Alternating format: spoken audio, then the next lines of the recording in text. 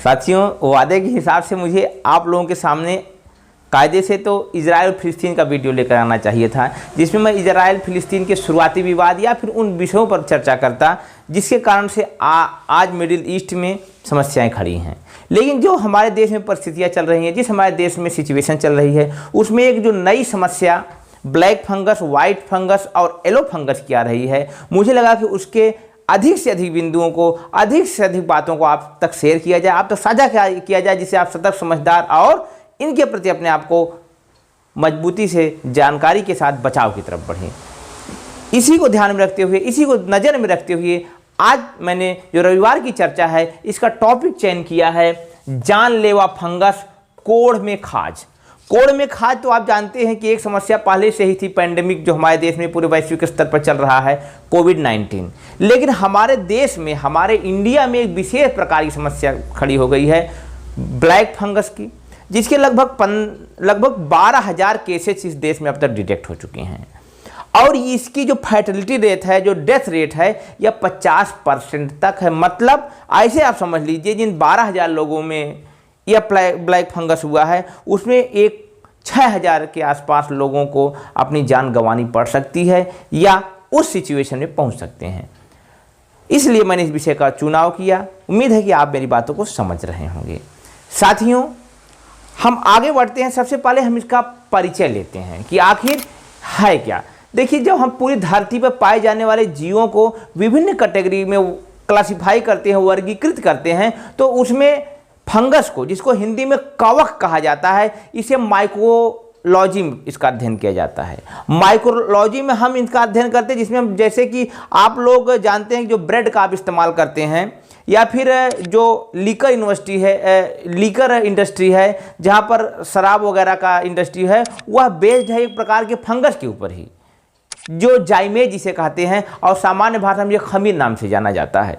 तो वह भी एक प्रकार का फंगस है और उसी परिवार का, उसी भी किंगडम का जुड़ा हुआ ये सदस्य है, जो हमारे लिए बड़ा घातक हो सकता है यदि इसका इन्फेक्शन हो गया। इसे अपॉर्चुनिस्टिक बोलते हैं। अपॉर्चुनिस्टिक मतलब अवसरवादी। सामान्य परिस्थितियों में रेयर एंड रेयरेस्ट केस में यह फंगस किसी को इन्फेक्ट करता है, लेकिन जब इम्यून पावर कमजोर हो जाता है, कोई व्यक्ति इम्यूनोसप्रेसर की कंडीशन में चला जाता है, तो उस परिस्थिति में इसका प्रभाव और इसकी संक्रमण करने की क्षमता तेजी से बढ़ जाती है। लेकिन एक पॉजिटिव बात इसमें यह बता दूं कि कोविड-19 की तरह यह संक्रामक नहीं है, या मैन टू मैन ट्रांसफर नहीं होता है, या नॉन ट्रांसमिटेबल डिजीज में इसकी गिनती की जाती है। इसलिए ऐसे रोगी को, जिसको यह बीमारी हो, आप उससे मिलजुल करके उसकी सेवा कर सकते हैं। अब आगे बढ़ते हैं हम इसके। सामान्यतः कोविड के दौरान जब व्यक्ति का ट्रीटमेंट होता है, उसमें इस प्रकार की दवाओं का प्रयोग करना पड़ता है कि व्यक्ति का जो इम्यून पावर कम हो जाता है। वजह क्या है? इसकी सबसे बड़ी वजह है साइटोकाइन स्टॉर्म। अब साइटोकाइन स्टॉर्म को हम थोड़ा सा कम से कम शब्दों में समझाने का प्रयास करते हैं। जब आपके शरीर में या किसी व्यक्ति के शरीर में कोरोना वायरस इन्फेक्ट करता है, तो उसकी कोशिकाएं में, विशेष रूप से लंग्स जो कोशिकाएं होती हैं, उनमें C2 रिसेप्टर्स होते हैं। ये C2 रिसेप्टर्स जो होते हैं, कोरोना की जो स्पाइक होती है उससे बिल्कुल अटैच हो जाते हैं, और C2 रिसेप्टर्स एक प्रकार के, आप कह सकते हैं, प्रहरी है, जो कोशिकाओं में प्रवेश करने के लिए अनुमति दे देते हैं, या फिर अनुमति या आने जाने की व्यवस्था को ट्रैफिक कंट्रोल पुलिस की तरह काम करते हैं। अब ये जो कोरोना वायरस है, जब शरीर में प्रवेश कर जाता है, कोशिका में प्रवेश कर जाता है, तो यह अपनी विभिन्न प्रकार की मल्टीप्लिकेशन कॉपियां बनाने लगता है। जब बाद में शरीर को पता चलता है, हमारे इम्यून सिस्टम को पता चलता है ये तो बाहर का है, इस पर हमें अटैक करना होता है, तो शरीर एंटीबॉडी का निर्माण करता है। और यह एंटीबॉडी का निर्माण इतना तेजी से होने लगता है कि लगभग 4 से 6 दिनों के अंदर हमारा शरीर जो है इतनी एंटीबॉडी डेवलप कर देता है कि वो कोरोना वायरस को एक तरीके से नलीफाई कर देता है, किल कर देता है। लेकिन इस दौरान एक अव्यवस्था पैदा हो जाती है। जैसे कि आप लोग जानते हैं कि जब अफरा तफरी मचती है, कोई समस्या होती है, तो अफरा तफरी मच जाती है। जैसे युद्ध में होता है कि लोग अफरा तफरी का शिकार होकर अपने साथियों की भी हत्या करने लगते हैं, तलवारबाजी करके इस प्रकार से, या फिर मिस कैलकुलेट या मिस डायरेक्ट होकर के, वही समस्या हमारे शरीर में होती है। साइटोकाइन जो होते हैं वह पूरे शरीर में स्टोर में कि जितना तेजी से इनका ग्रो होने लगता है, इतना तेजी से विकास होने लगता है कि जहां इनकी पहचान करने की भी क्षमता काफ़ी हद तक प्रभावित हो जाती है। इन्हें जो हमें कोविड-19 के वायरस पर अटैक करना चाहिए, तो उसके अतिरिक्त जब कोविड-19 समाप्त हो जाता है तो हमारे शरीर की कोशिकाओं को भी इन्फेक्ट करना प्रारंभ कर देते हैं, उन्हें मारना प्रारंभ कर देते हैं।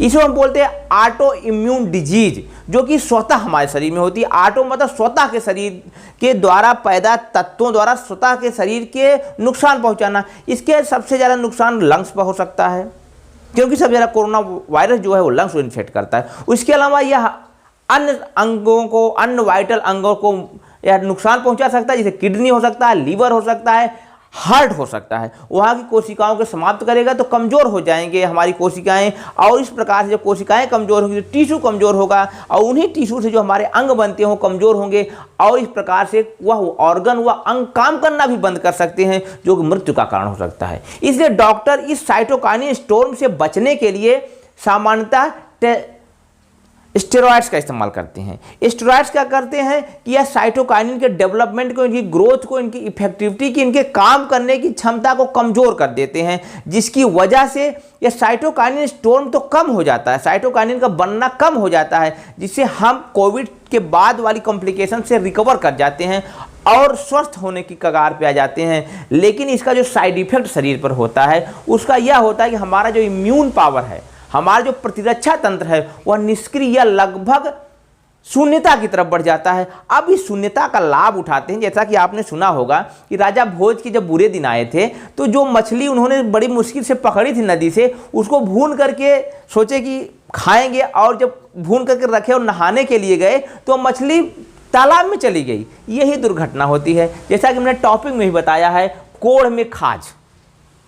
अब जब आपका या किसी भी कोविड, पोस्ट कोविड जो सिम्टम्स होते हैं, उसके बाद जब व्यक्ति का इम्यून पावर कमज़ोर हो जाता है तो उसमें तरह तरह की समस्याएं खड़ी हो जाती हैं। कुछ ऐसी बीमारियां भी पैदा हो जाती हैं जो सामान्यतः नहीं होनी चाहिए। उसी में से रेयर एंड रेयरेस्ट डिजीज आपका है म्यूकोरमाइकोसिस।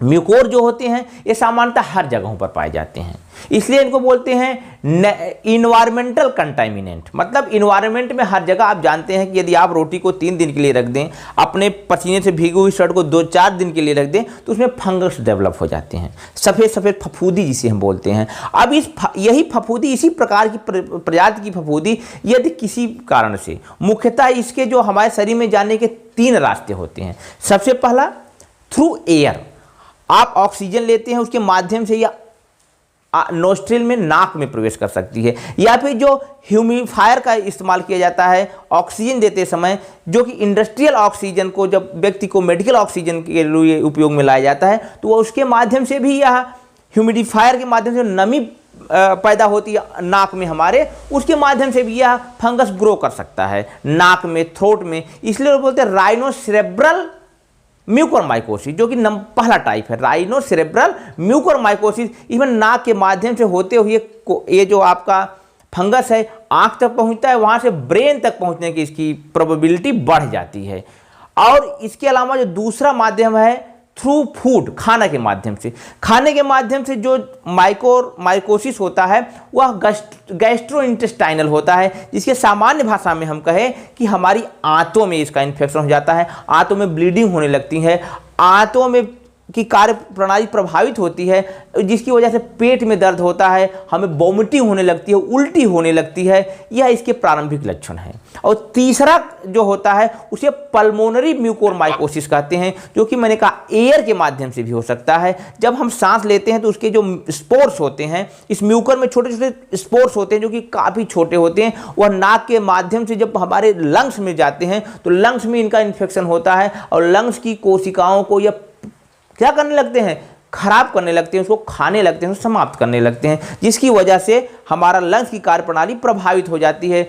और जो चौथा होता है उसे बोलते हैं क्यूटेनियस या स्किन म्यूकोरमाइकोसिस। इसमें हमारे शरीर के जो बाहरी पार्ट होता है, स्किन वगैरह होती है, वहाँ पर यह ब्लैकिश कलर का एक संरचना बनाने लगते हैं, जिसकी वजह से यह एक लक्षण है यह, और यह म्यूकोर विकसित हो सकता है। इसके जो प्रारंभिक लक्षण मैंने बताया कि आपके नाक से ब्लैकिश थोड़ा सा डिस्चार्ज हो सकता है, ब्लैकिश या ब्राउनिश, नाक यहाँ से धीरे धीरे काली होने लगती है, इसलिए ब्लैक फंगस कहा जाता है। आंखों के अंदर इसका प्रभाव, आंखों के अंदर पहुंचता है तो आंखें का लाल होने लगती हैं, डबल विजन होने लगता है, आपको वस्तुओं को देखने में धुंधलापन नजर आता है। तो यह इसके लक्षण हैं जिनसे बचने का प्रयास कर सकते हैं। बचने के लिए सबसे ज़रूरत यह है कि जो व्यक्ति, कहा गया prevention is better than cure, कि आप अपने आसपास की इन्वायरमेंट को साफ सुथरा रखिए। इस प्रकार से जो तीसरा माध्यम इसका होता है कि किसी व्यक्ति को कहीं चोट लगी हुई है, वहाँ पर भी इसका इन्फेक्शन हो सकता है, जिसकी वजह से व्यक्ति म्यूकोर माइकोसिस से पीड़ित हो सकता है।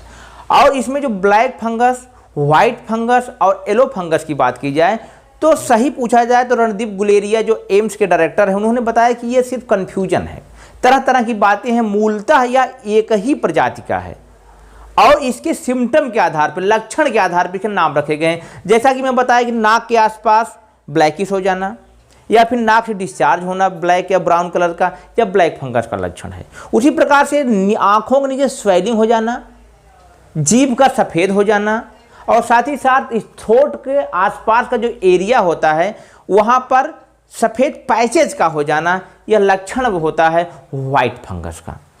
और जो हमारा येलो फंगस है उसका जो लक्षण यह होता है कि आँख के नीचे स्वेलिंग हो जाती है पीले कलर की, उसमें पीप जैसा पदार्थ, पल्स इकट्ठा होने लगती है, जिसे हम बोलते हैं येलो फंगस। तो कमोबेश सारी परिस्थितियां एक ही जैसी हैं, एक ही प्रकार के फंगस या एक ही घर के भाई भाई हैं जो मिलकर के अलग अलग तरीके के अलग अलग लक्षणों के आधार पर व्यक्ति को इन्फेक्ट करते हैं और मूलतः उनकी समस्या बढ़ाते हैं। अब जैसा कि इसके सबसे ज़्यादा शिकार कौन होते हैं? सबसे ज़्यादा शिकार जैसा कि जो कि हार्मोन जो जिनके शरीर में डायबिटिक लोग होते हैं, जिनको समस्या हो शुगर की, उनका शुगर लेवल जब अनियंत्रित होता है, विशेष रूप से कोविड के दौरान या कोविड के बाद, तो शुगर लेवल बढ़ जाने से शरीर में इस प्रकार की एक परिस्थितियां पैदा हो जाती हैं जो इन्हें अपनी तरफ आकर्षित करने के लिए, पहले ही आपको पता है कि इम्यून पावर कम है और इम्यून पावर कम होने के बाद शुगर या शर्करा का लेवल जब बढ़ जाता है तो एक ऑप्टिमम, एक बेहतरीन सिचुएशन मिल जाती है इस प्रकार के फंगस को डेवलप करने के लिए। क्योंकि शुगर का बढ़ना मतलब ग्लूकोज का बढ़ना, और ग्लूकोज जो ही सारी एनर्जी का मूल है, इन्हें आसानी से एनर्जी मिल जाती है और ये ग्रो कर ले जाते हैं ग्लूकोज के माध्यम से जो एनर्जी मिलती है। दूसरा कारण है, मैं पहले ही चर्चा कर चुका हूँ, अधिक मात्रा में जो हम यूज करते हैं स्टेरॉइड्स का, उसकी वजह से डॉक्टर को एप्रोप्रिएट स्टेरॉइड्स का यूज करना चाहिए कोविड के दौरान कि व्यक्ति को कितने डोज की आवश्यकता है, उसके हिसाब से एक विशेषज्ञ डॉक्टर को निर्धारित करना चाहिए। और तीसरा कारण जो कि ओवर यूज एंटीबायोटिक्स होता है। समस्या यह है कि जब व्यक्ति के लंग्स में इन्फेक्शन होने लगता है कोविड का, तो उसी दौरान निमोनिया के जो बैक्टीरिया है वो भी ग्रो करने लगते हैं या उनकी ग्रो करने की संभावना बढ़ जाती है। इससे बचने के लिए डॉक्टर एंटीबायोटिक्स देते हैं। अब ये एंटीबायोटिक्स भी एक कारण होते हैं इस बीमारी को पैदा होने की, इसको बढ़ने के लिए। एक चौथा कारण जो मैं आपको बताना चाहूँगा वह है कि जब सामान्यतः लोग समझते हैं व्हाट्सएप यूनिवर्सिटी में पढ़ करके विभिन्न माध्यमों से कि ज़्यादा से मात्रा में हम स्टीम लेते हैं तो हमारे लंग्स को आराम मिलता है, लंग्स को क्षमता विकसित होती है और कोविड-19 के वायरस मरते हैं। लेकिन इससे आपके नाक के आसपास की ह्यूमिडिटी बढ़ जाती है, उनकी नाम्रता बढ़ जाती है, आर्द्रता बढ़ जाती है, जिससे इसके ग्रो करने की, म्यूकोर माइकोसिस के फंगस को ग्रो करने की एक बढ़िया सिचुएशन मिल जाती है। क्योंकि यह ह्यूमिड एरिया में जहाँ पर आर्द्रता अधिक हो, पानी वायुमंडल में जहाँ पर ज़्यादा मात्रा में जलवाष्प हो, वहाँ पर इसकी ग्रो करने के लिए एक बेहतरीन कंडीशन होती है। इसलिए भी हमारे देश में भौगोलिक रूप से वैसी परिस्थितियाँ हैं कि इस प्रकार का फंगस ग्रो कर रहा है। तो यह 4 कारण होते हैं जिससे ये ग्रो करता है। और इनसे बचने के लिए मैं बता चाहूँगा, आप नीट एंड क्लीन वातावरण का प्रयोग करें।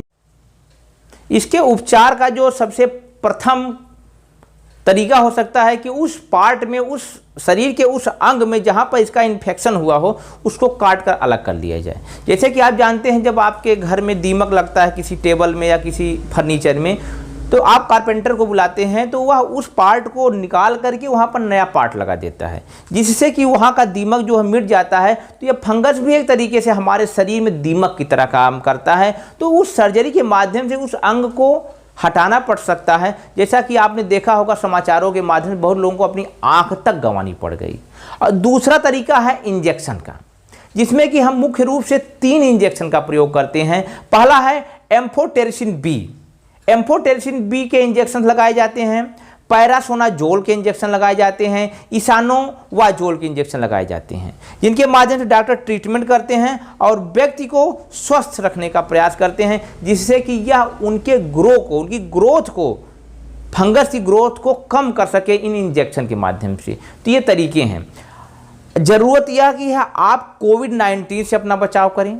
जब आप कोविड-19 से बच जाएंगे इस प्रकार की समस्याएं आएंगे ही नहीं। तो अपना ध्यान रखें, अपने परिवार के लोगों का ध्यान रखें, अधिक से अधिक साफ सफाई सतर्कता का ध्यान रखें और इन परिस्थितियों में अपनाएं। इसलिए लगातार संचार के माध्यम से सही खबरों से जुड़ें और अफवाहों से बचें। मैं हर वीडियो में बताता हूं, मैं कोविड-19 से जुड़े हुए लगभग 3 वीडियो बना चुका हूं, जिसमें मैंने उसके हर एंगल को आपके सामने प्रस्तुत करने का प्रयास किया है। और चौथा वीडियो इसीलिए मैं आपके सामने लेकर के आया हूं कि एक वीडियो के माध्यम से अधिक जानकारी आपको समेकित रूप में प्रस्तुत की जा सके। तो उम्मीद है कि आप इस वीडियो का लाभ उठाए होंगे और इससे जुड़ी हुई भ्रांतियों से और सच्चाई से जुड़ने में आप सफल हुए होंगे। इन्हीं बातों के साथ, इस उम्मीद के साथ कि अगले सप्ताह फिर आपसे मुलाकात होगी। तब तक आप खुश रहें, आबाद रहें, प्रसन्न रहें। और साथ ही साथ मेरी एक गुजारिश, यदि मेरी बातें आपको पसंद आती हैं तो इस चैनल को सब्सक्राइब करें। एक शिकायत भी आप लोगों से है कि अधिकतर लोग वीडियो तो देखते हैं लेकिन सब्सक्राइब नहीं करते हैं, क्योंकि सब्सक्रिप्शन से मेरे अंदर साहस आता है। और साथ ही साथ इस चैनल को लाइक करिए और कमेंट के माध्यम से अपने बात मुझ तक जोड़ने का प्रयास करिए। आपके कमेंट मेरे लिए संजीवनी का कार्य करते हैं, जिससे कि मुझे समझने का प्रयास कर आता है कि आपका फीडबैक क्या है मेरे प्रयास के लिए। इन्हीं बातों के साथ मैं आपका दोस्त रसल रघुवंशी विदा लेता हूं। नमस्कार।